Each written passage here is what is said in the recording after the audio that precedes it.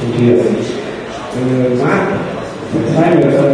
companheiro de luta sindical, produzir comunicação é uma associação direta ao direito ao conteúdo. No entanto, eu lembro que um dos grandes debates que Daniel Hertz, nosso professor nessas lutas, foi questionado quando pedi que a FENAT agregasse uma campanha nacional de conscientização, não só do papel social de nossa função jornalística, mas também, antes da política do diploma, sobre a questão da sociedade a refém da manipulação.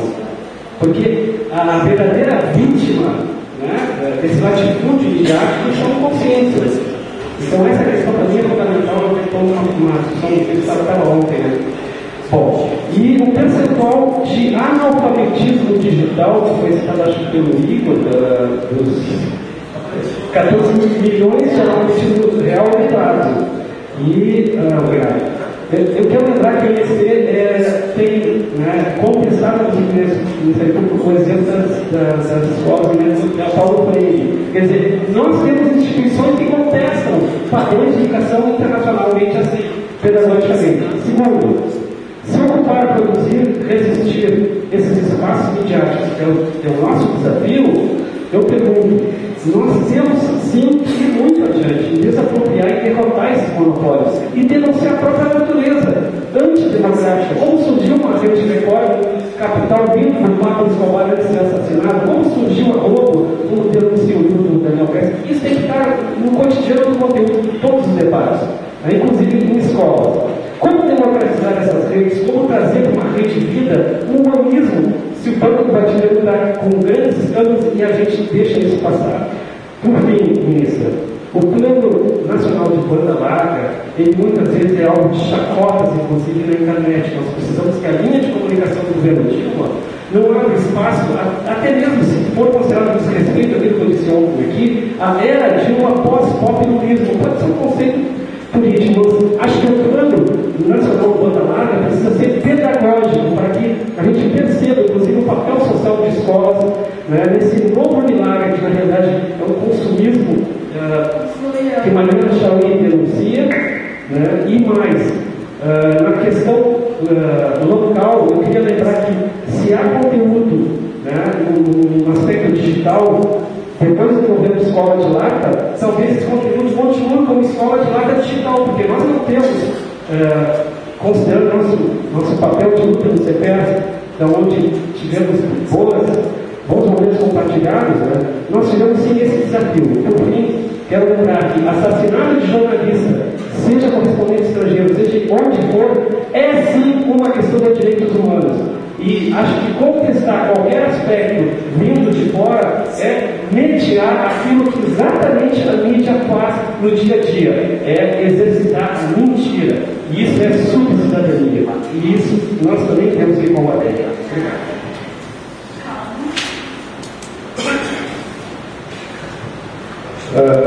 Você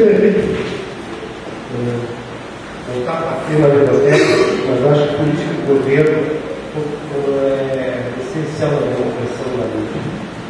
E como a gente tem português do governo do Estado, programa do governo, para mim me envergonha os números de 2011 se reproduzem em 2012.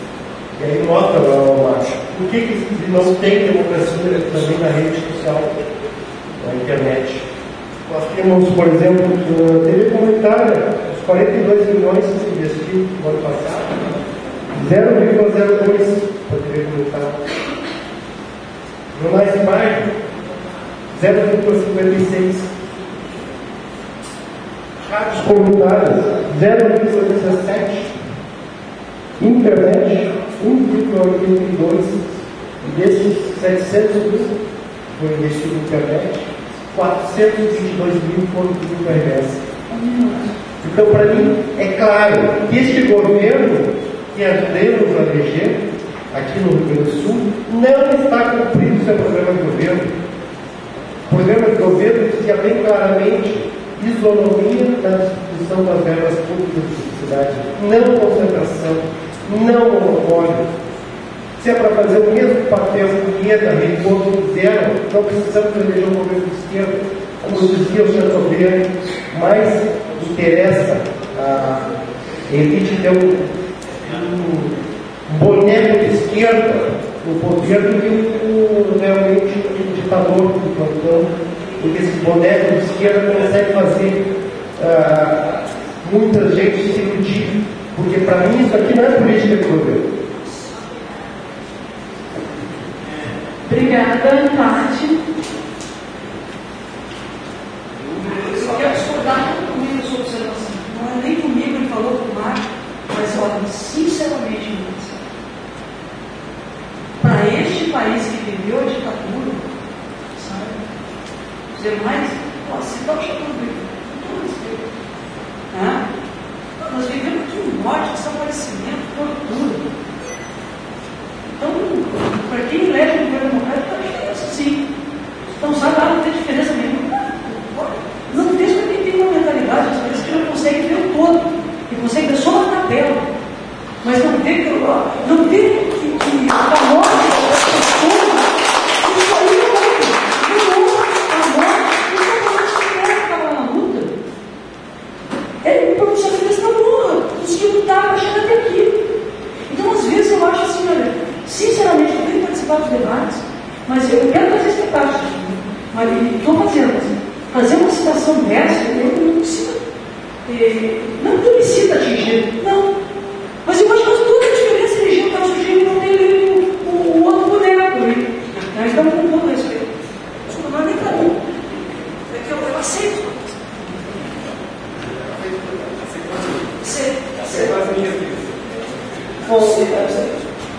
Primeiro, parabenizar a mesa, o Marco, o Igor e a ministra Maria de Rosário pelas exposições.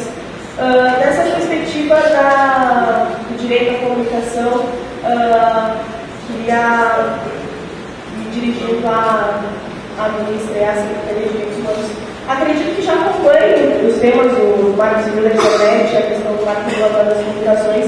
Eu não sei quais as ações em âmbito institucional são possíveis, mas convidar para que seja um parceiro nosso dessa luta, acompanhando de perto o Marco Civil da Internet, a aprovação desse marco, e também quais são as pressões que o Ministério das Comunicações vem sofrendo das TELs para incidir no plano de banda larga, que é um plano de banda larga que poderia ser muito melhor, não fosse não fosse a pressão das TELs e a Ministério das Comunicações, a pressão também do Ministério da Cultura para que não seja feita a reforma da lei dos direitos autorais, que é muito importante. A nossa lei de direitos autorais restringe, na verdade, muitos direitos, não protege os autores, isso é uma grande mentira, protege os detentores dos meios de produção, protege o capital, mas não protege o autor que foi lá, pesquisou e produziu um vídeo, um conteúdo.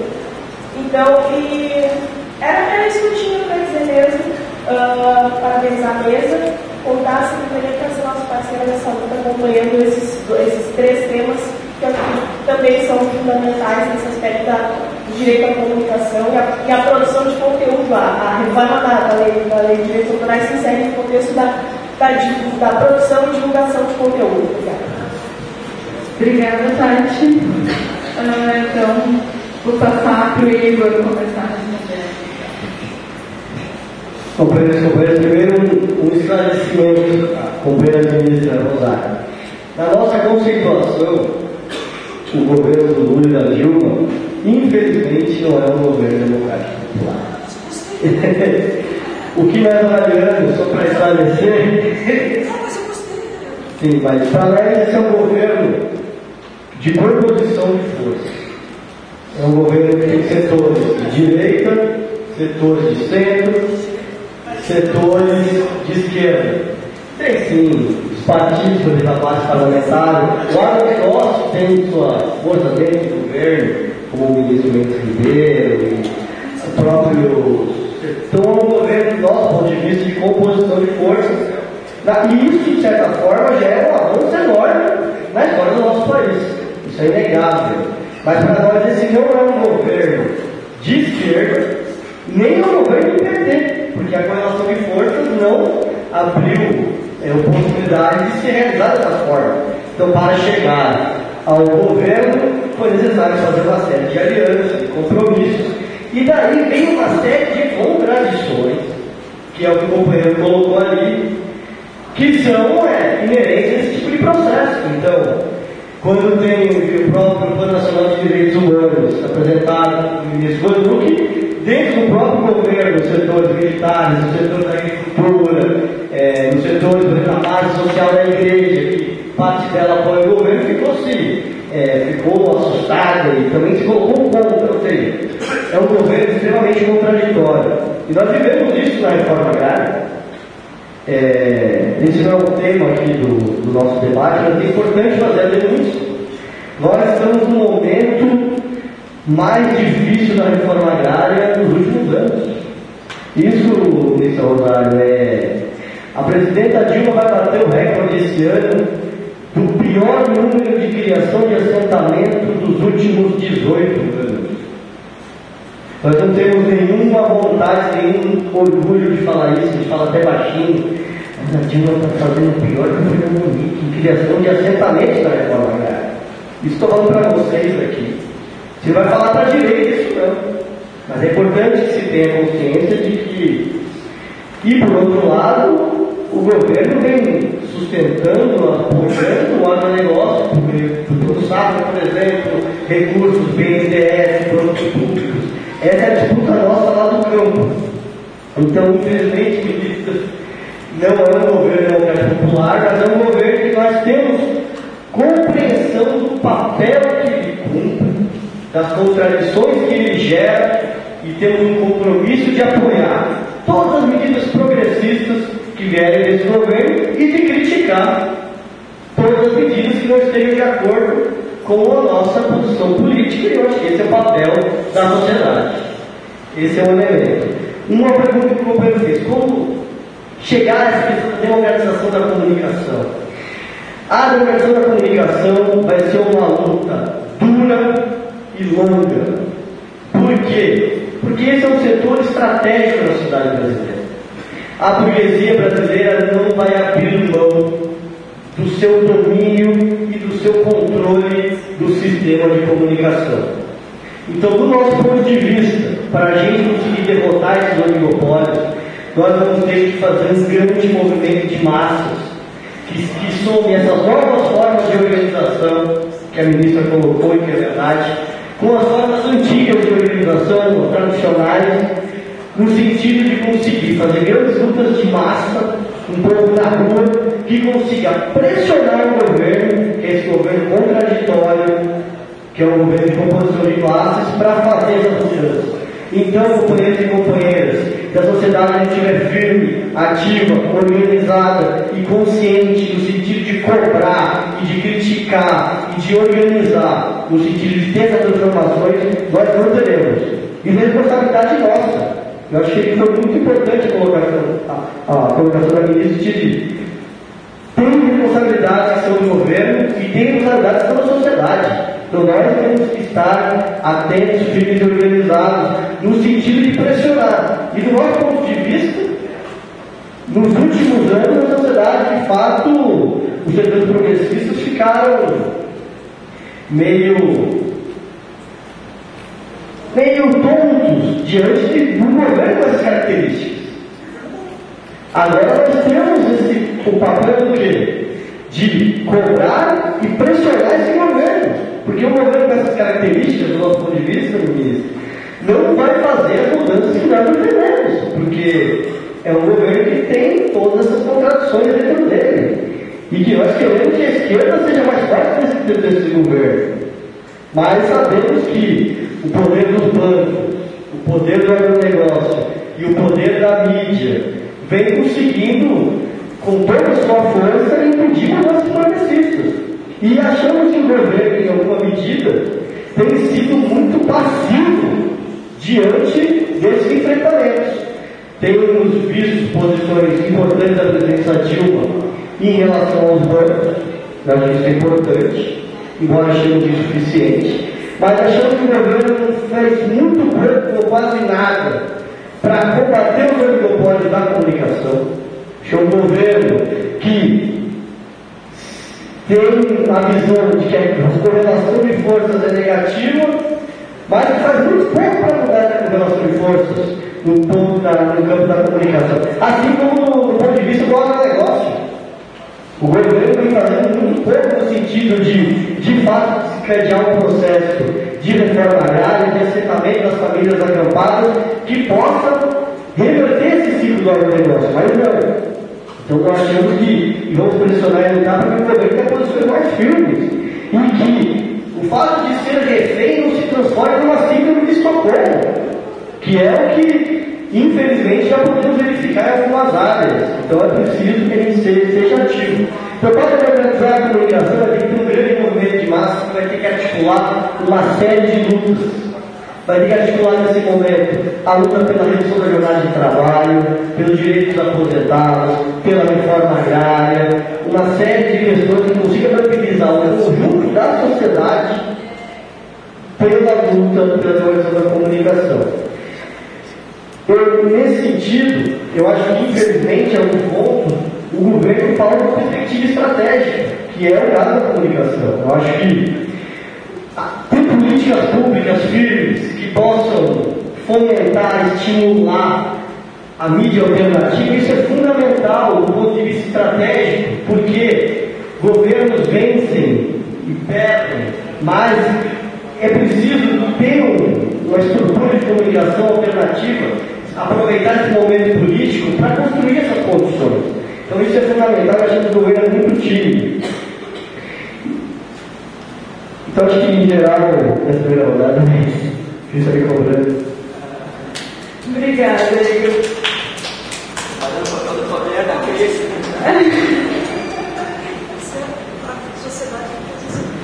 Então passo agora para o Marco. Eu queria também dialogar com a afirmação que o Calvo fez, uma crítica que ele já fez algumas vezes na Insurgente também, que eu acho que é um ponto muito importante. Eu acho que, em primeiro lugar, a crítica que faz, eu acho que primeiro é verdadeira, há de fato essa distorção de distribuição de verbas publicitárias. Agora, disso, aí eu retomo, acho que concordo diretamente com a colocação da Rosário, disso absolutamente se segue que eleger o governo Tarso é a mesma coisa que eleger o governo da IESA como do Reduto. Essa é uma posição. Eu vou argumentar agora em favor dela. Tem eu acho que uma das principais lideranças do PT aqui no Estado, uma pessoa que eu admiro muito pela sua trajetória pessoal, política, que é o Flávio Putz, disse uma vez numa entrevista, uma aula de guerreiros, que cada meta conquistada numa luta deve ser defendido e valorizado. Porque a luta ela se dá sempre de meta em meta. Isso obviamente é uma linguagem militar, uma batalha que vai ocupando cada meta.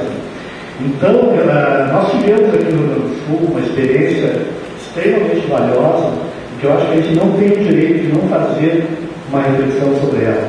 Essa experiência valiosa foi o acúmulo de 16 anos na Prefeitura de Porto Alegre, de 4 anos do governo de Dutra e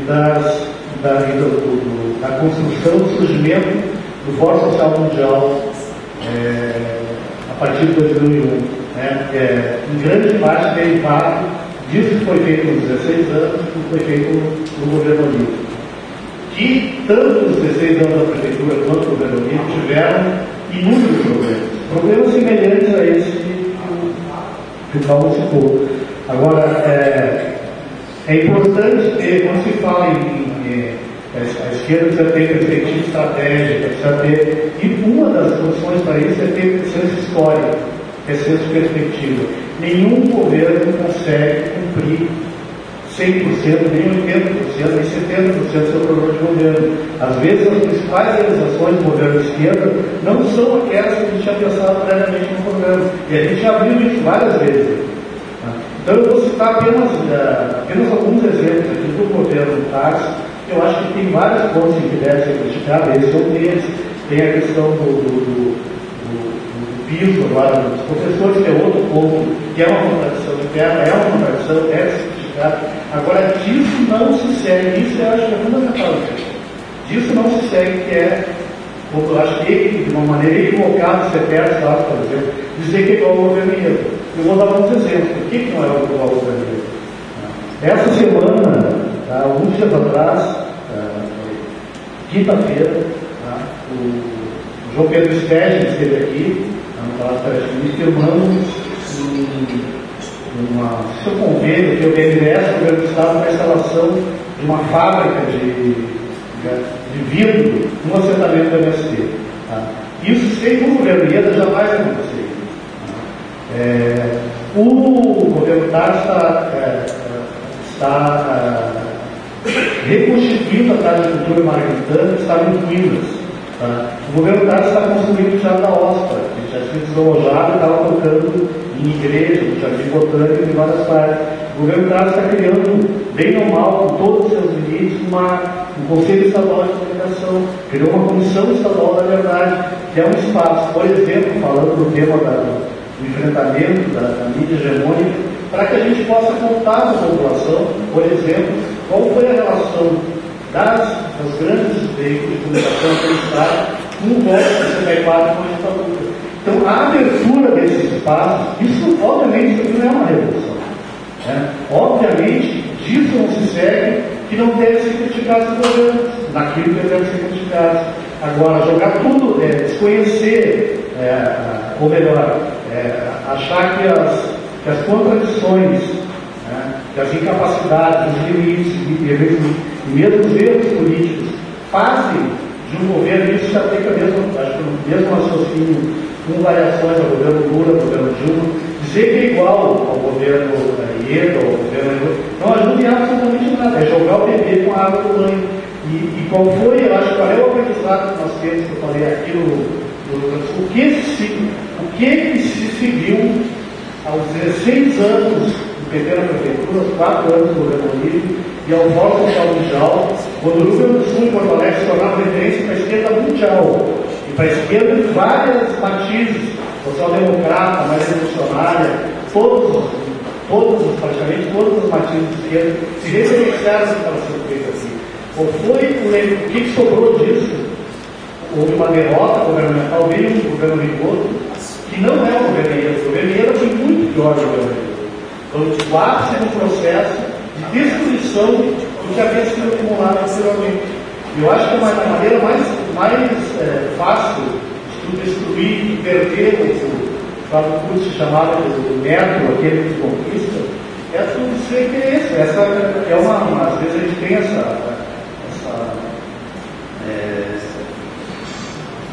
é uma tendência, né, que essa vontade de realmente chutar o balde e dizer, isso é tudo a mesma porcaria, não faz diferença, vota um, vota outro. Esse tipo de pensamento é um dos problemas que eu acho políticos centrais que a gente tem que tratar. Eu acho, por exemplo, que hoje, só para finalizar, eu estou falando demais, seria muito importante que houvesse uma alternativa política à esquerda do PT. Inclusive o PT faria bem, eu estou falando aqui como filiado do PT. Faria bem ao PT. Mas, infelizmente, enquanto, por exemplo, o pegar o sol do PSDB não consegue construir essa alternativa. Com um discurso que é semelhante a esse. Pega as contradições, faz as críticas, são corretas, tem que fazer, mas, e aí? É tudo a mesma coisa e nós vamos nos apresentar com o quê? Com nada, nós estamos sendo ouvidos. Então, essa minha reflexão, eu acho que a gente tem que ter mais carinho com os netos conquistados.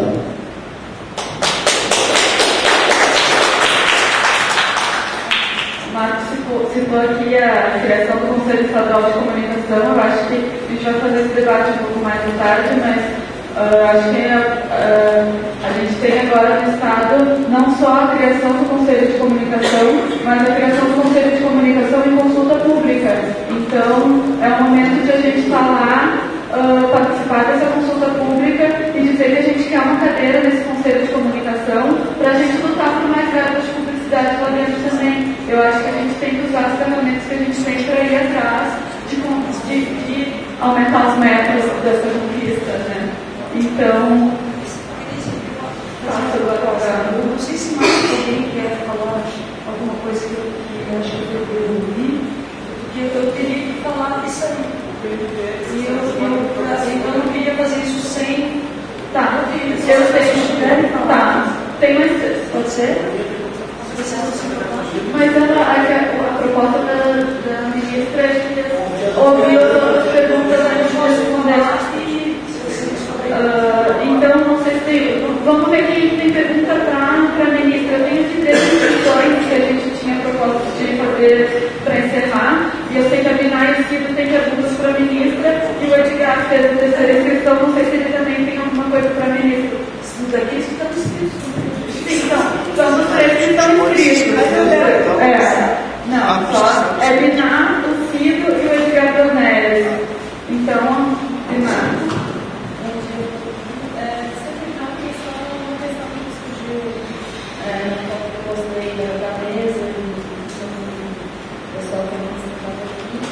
Sobre os haitianos.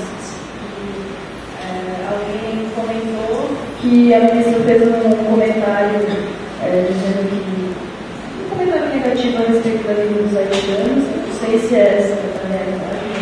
Eu não vi, não sei qual foi o contexto, mas queria saber um pouco dessa questão, como está sendo tratado pelo governo, porque eles estão saindo do país deles, que está imerso zero de grande, né?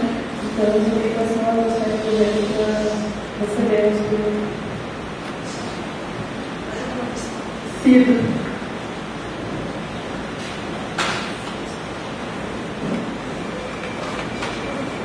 Eu aviso em um minuto, tá? Cido. Meu nome é Cido, eu sou da Comissão de Bloqueios de São Paulo. Uma coisa que eu queria perguntar para a ministra, por que ele está usando muito mais o Twitter? Acompanhando muito, tá, é uma pergunta que eu gostaria. Tá bom. Tá, outra coisa, a questão dos povos na internet, essa questão da violência, como que a Secretaria de Defesa dos Direitos Humanos tem tratado. Agora, em especial, uma pergunta que eu tenho feito, eu sou militante lá do pessoal do Pinheirinho, eu tenho acompanhado. Eu queria em especial, senhora, a atenção da senhora. A gente sentiu muito a sua falta nesse. E indo a São José. Eu passo um convite para a senhora. Se possível, a gente está precisando. Lá nós tivemos uma morte, tivemos 3 tentativas de suicídio. Né? As pessoas estão super ansiosas. Qual é a proposta do governo? O que está rolando? A gente gostaria de saber, enfim, essa questão. E faria esse convite, se a gente pudesse articular a sua ida lá na Pinheirinho, um pouco dele. Obrigado. Obrigada. Não sei se o Edgar tem pergunta para a ministra também. Está aí? Obrigada. Então, vou começar por aqui, né?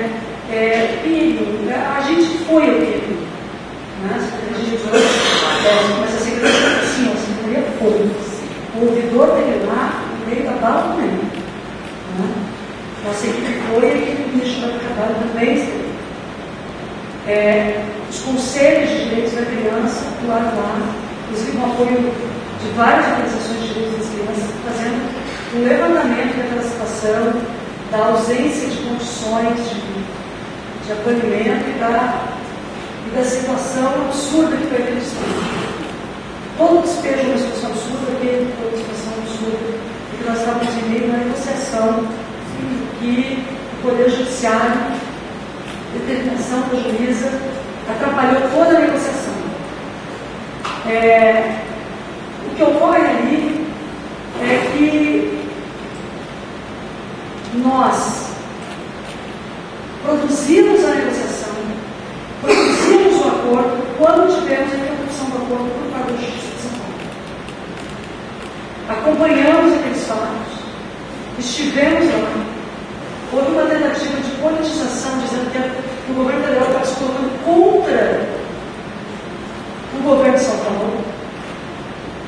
E nós agimos do ponto de vista de apoiar aquela comunidade. Nós não fomos lá para agir de outra forma. Nossa intenção não era outra que não oferecer uma solução. Se dependesse do governo federal, não teria havido despejo nenhum. Porque toda a negociação estava muito bem construída, para que, inclusive, a responsabilidade do julgamento ficasse em outro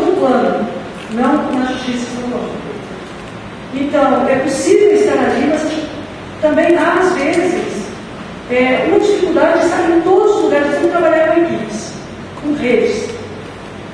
Não houve nenhum abandono por parte do governo federal e desatenção. Então, queria defender nesse sentido. Podemos enviar o relatório, podemos estar juntos. O que nós não queríamos é que se tomasse como uma ação,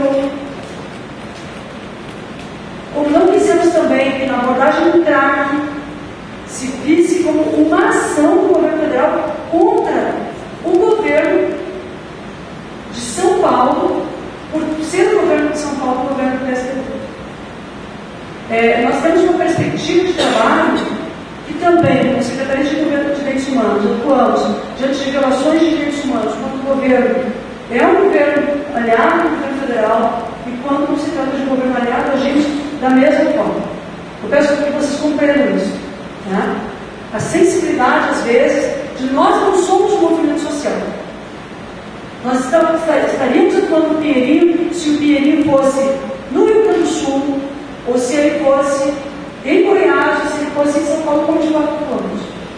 Também produzimos um padrão de atendimento. Mas sentimos por parte do Estado e por parte do discurso oficial, muitas vezes uma tentativa de dizer que nós estávamos atuando lá. Nós tivemos quadros do governo federal que não atuavam. Né? Então, assim, o governo todo, nós atuamos. Eu quero defender nesse sentido, e continuamos atuando. Eu não usei mais o Twitter porque eu me senti... Twitter é uma ferramenta que muitas vezes nós ficamos cercados, não sei se vocês se sentem assim, cercados de agressões. E eu também achei que eu precisava me preservar do grau de agressões da direita no período de aplicação da Comissão da Verdade. Principalmente a contestação de outros setores que permanecem no período. Então, por isso que eu não usei mais. Eu tenho vontade de voltar a usar. Só que todo tempo eles voltam e eu tenho muito mais ataques do que apoio aos direitos humanos. Os direitos humanos são mais atacados hoje que eu falo para vocês. Então, às vezes, é para manter o rumo de...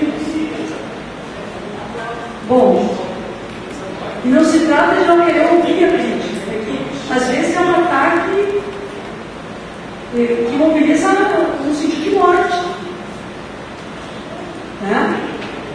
O que aconteceu com o presidente Lula diante do momento que ele revelou a situação de Estado doente, a perversidade que acontece com as pessoas é terrível. E daí não é só o presidente Lula, personalidade, pessoas que são públicas, e tem pessoas que seguram melhor isso e pessoas que não querem ficar sendo agredidas muito tempo. Eu achei que eu não queria ficar sendo agredidas muito tempo. Bom, é um direito humano meu. Das redes sociais. Então, tipo, daqui a um tempo eu volto. Outra, os haitianos.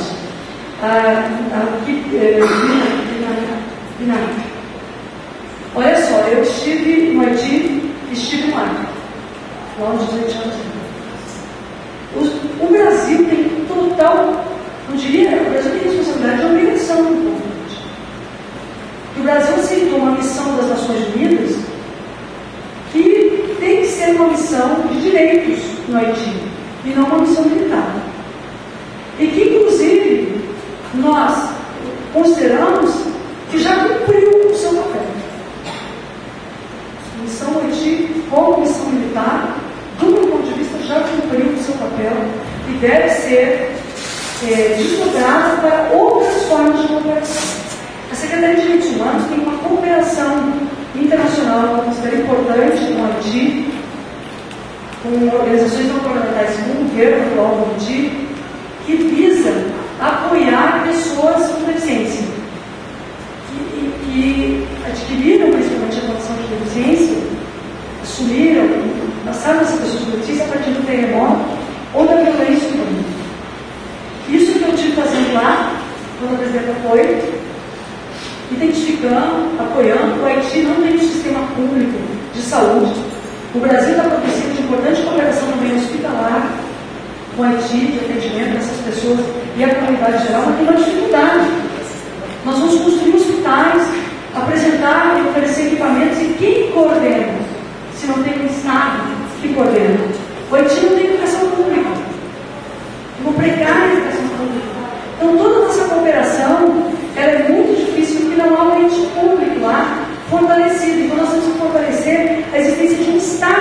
autônomo no Haiti.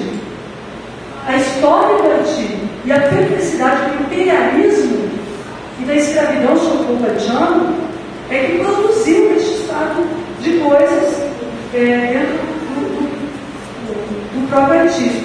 Nós temos uma preocupação com o tráfico de crianças do Haiti para fora. E temos colaboração com entidades lá para identificarmos e apoiarmos a existência de uma rede social e pública que preserve as crianças haitianas com as suas famílias. Uma família que existe, como nós temos um conceito dentro do Brasil. Olha, nós acreditamos que é o seguinte: o governo do Estado do Acre fez um excepcional trabalho de acolhida dos haitianos. O governo federal apoiou, mas a essência da acolhida dos haitianos foi na igreja, dos setores progressistas e no governo do Acre. O secretário Wilson Mourão e o governo do Estado, o governador Tião Viana. Agora vejam bem, nós não podemos, qual é a questão que nós nos preparamos? Nós não podemos ter uma rota de tráfico humano do Haiti para o Brasil, pela região amazônica, passando pelo Peru, e com coiotes tirando, muitas vezes explorando sexualmente as mulheres, vendendo as crianças. Nós temos um caso de um menino haitiano que está há mais de 3 anos em um abrigo em São Paulo, e na semana do dia 13, finalmente, nós estamos conseguindo entregar a ele o seu documento. O Brasil, inclusive, entregou ele ao menino um documento de um passaporte brasileiro, porque no Haiti ele não tinha registro civil, ele não tinha nenhum contato com nenhum familiar, ele foi traficado. E o traficante, com uma família que se encontra na Guiana Francesa, não pagou a segunda parcela, não abandonou no metrô de São Paulo. Ele foi acolhido pelo Conselho Tutelar. Desde então ele está no abrigo. E desde então nós lutamos para que ele tenha documentação. Oferecemos uma documentação brasileira, ele agora tem 13 anos. Nós oferecemos um documento brasileiro, ele é considerado uma pátria.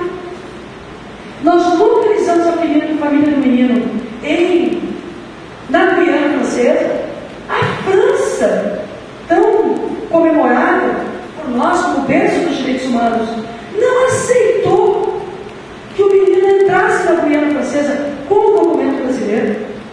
Nem o governo local da Guiana Francesa, nem o governo francês, a embaixada francesa negou o passaporte para que o menino, e o acolhimento do passaporte brasileiro para que ele entrasse lá. Então, este é o estado de coisas do povo haitiano traficado. O que nós fizemos? A presidenta Dilma anunciou um programa onde as pessoas, todas as que quiserem vir ao Brasil, nós temos franqueado ao Brasil o acesso de 1.200 famílias ano, aos que querem vir ao Brasil, independentemente de se eles tiverem motivação de estudo ou trabalho. 1.200 famílias por ano podem vir ao Brasil e serão recebidas, desde que elas se credenciem na Embaixada Brasileira. Estamos fazendo uma campanha de divulgação dentro do Haiti. Fora isso, pessoas que já tenham um emprego ou um estudo, uma matrícula escolar, qualquer que seja, podem vir ao Brasil plenamente. O que nós não queremos é esvaziar o Haiti dos seus melhores quadros. Por isso colocamos essa condição. O nosso objetivo é o desenvolvimento lá. Todos nós sabemos que nos preocupamos com recursos que foram vultuosos, contribuíram para a reconstrução do Haiti mais uma vez, porque possivelmente não chegaram ao povo do Haiti. Porque as contribuições não são feitas à organização haitiana, mas feitas a organizações do mundo. E quando elas prestam conta do que elas têm para contribuir com o lado haitiano, do que elas desenvolvem no Haiti? Se toda a população haitiana viesse para o Brasil, isso não significaria um impacto negativo em nada para o Brasil, mas significaria um impacto negativo para o Haiti. Então nós devemos retirar do Haiti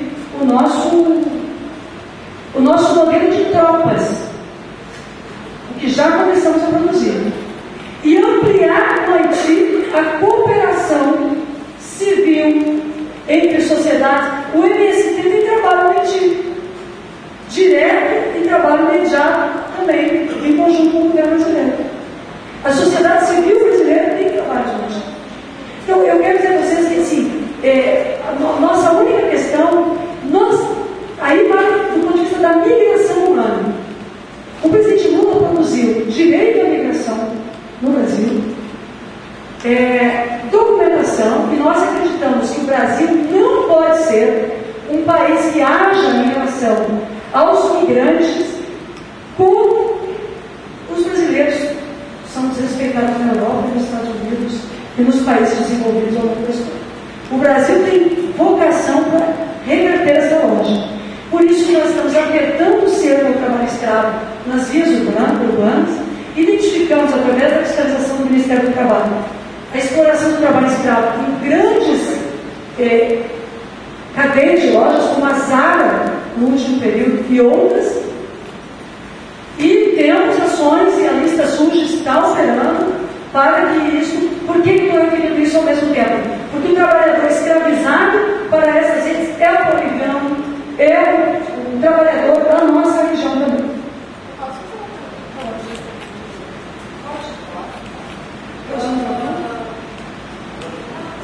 Primeiramente, eu queria saber por que estimular o sistema governamental da Haiti, porque tem que ter um poder lá. Porque nós não somos anarquistas, nós somos governo. Tá, mas a gente sabe que isso às vezes não funciona tão bem. Por exemplo, aqui no Brasil você está falando de uma política assistencialista para o Haiti, sendo que o Brasil não consegue cuidar nem das crianças dele. É um absurdo essa opção. Desculpe, ela falou que o Brasil não consegue cuidar das suas próprias crianças, e aí, desculpe, olha, essa é a posição que vai para o lado mais conservador. Desculpa, o debate é livre. Quer falar um pouco? Fala, meu Deus. Fala, que nós temos que debater as coisas. Eu falei que a política assistencialista no Brasil é muito bacana, muito bonito, tudo isso que ela falou. Só que, por que no Haiti e não aqui? Por que a gente não olha mais para as nossas? Porque o Haiti lá e o Haiti daqui é o povo pobre, é o povo de classe, é o povo trabalhador. Gente, primeiro é o seguinte, pode falar, mas tem que debater. Gente, olha aqui, gente, pelo amor do gado. Aí não é esquerda, vai falar em governo democrático. E qual é a democracia que a sociedade está discutindo? Uma democracia que é restritiva do direito ao povo haitiano, que fala que o Brasil democrático não tem que ter cooperação com o povo haitiano? Gente, olha aqui, o Brasil está fazendo sim a sua mudança interna. O Brasil tem um programa, até o final do governo da presidenta Dilma, nós não vamos ter nenhuma família com crianças de 0 a 6 anos em pobreza extrema no país. Então, o Brasil está criando creche, o Brasil está produzindo um laço interno, o Brasil está partilhando renda, mas nós não queremos ser uma ilha de prosperidade, como disse o presidente Lula, rodeado de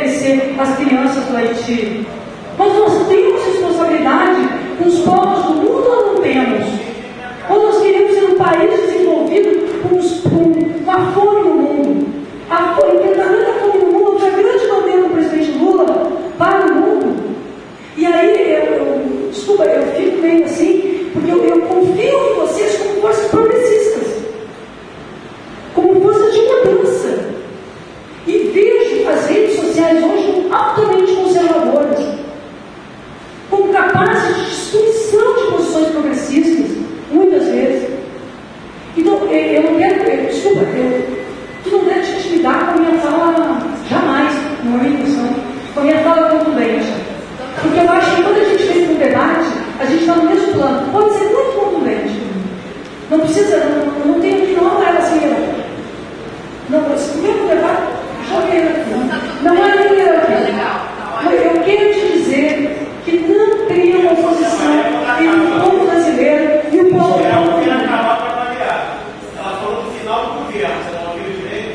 Hã? Não, você falou que até 2014, ela está dizendo, mas já está resolvido. Não está resolvido. Se trabalha para resolver.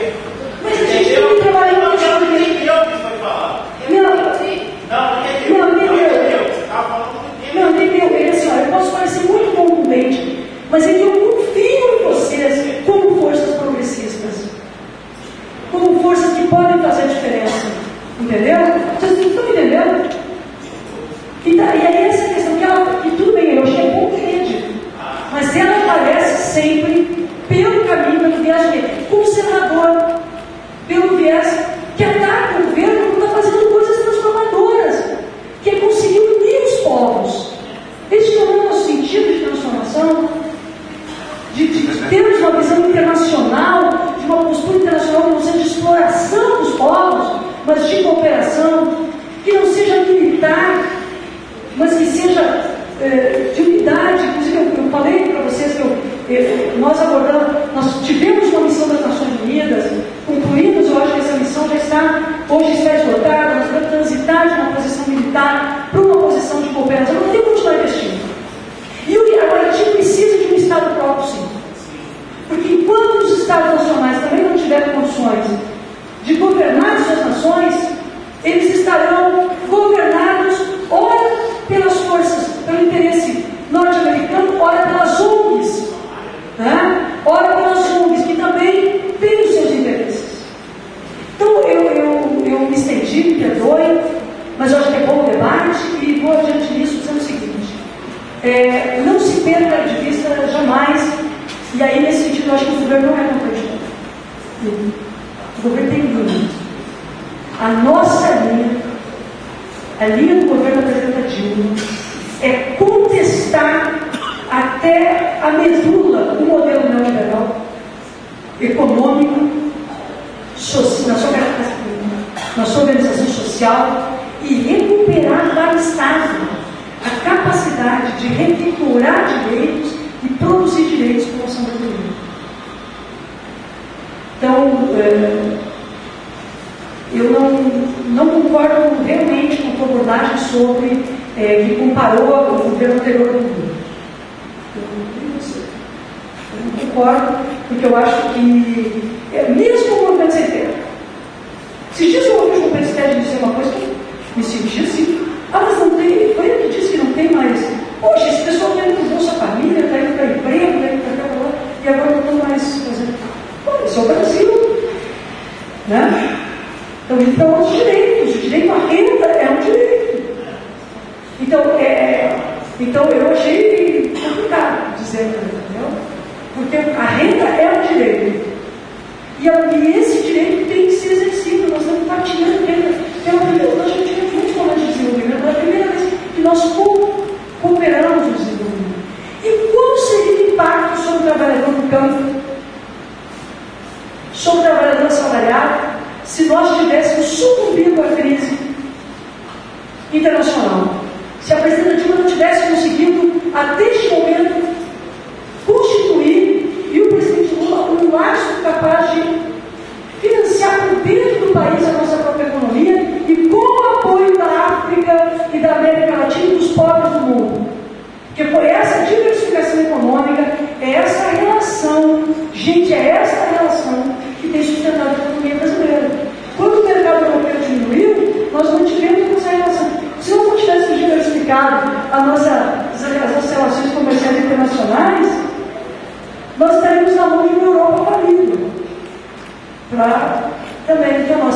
Investimos internamente e investimos na diversificação econômica. Então não é que nós estamos fazendo só filantropia com os povos do mundo. Eles também estão apoiando e sustentando o nosso desenvolvimento com esses novos mercados que foram abertos. Os pobres, alçados à força econômica, eles são uma força capaz de transformação e de sustentação de um projeto político também. Aí, então, qual seria o impacto? Então, não sei se isso não é importante, não, porque pode estar macro, né? Então, é só olhar o número de lotes da reforma agrária. Eu acho que esse é um indicador com planos que já superados. Há outros indicadores da reforma agrária que têm que ser estabelecidos. E eu tenho lido muito e visto que os deputados trabalham com isso. Bom, então, só para contestar, não deixar passar os títulos, pior que não sei o quê, porque já eu não concordo com ele, não vou concordar. Eu quero pedir a vocês desculpas pela contundência, mas também é um pouco do meu estilo aqui, de direto, né?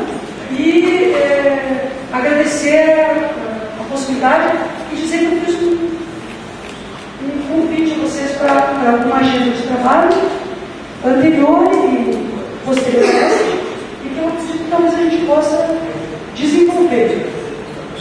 E talvez até nos integrar aos povos aí, ó. O povo haitiano, lá, que está pensando nas coisas, que deve ter autonomia, que não pode fazer autonomia deles, nem os europeus, né? Que tem direito. É isso aí, obrigada.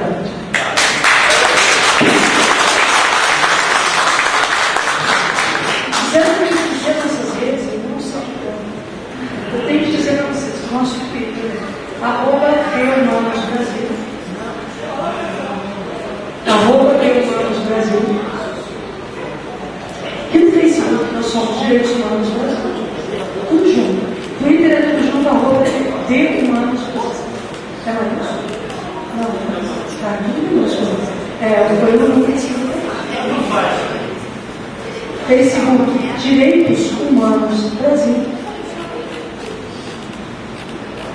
E o site é www.direitoshumanos.gov.br.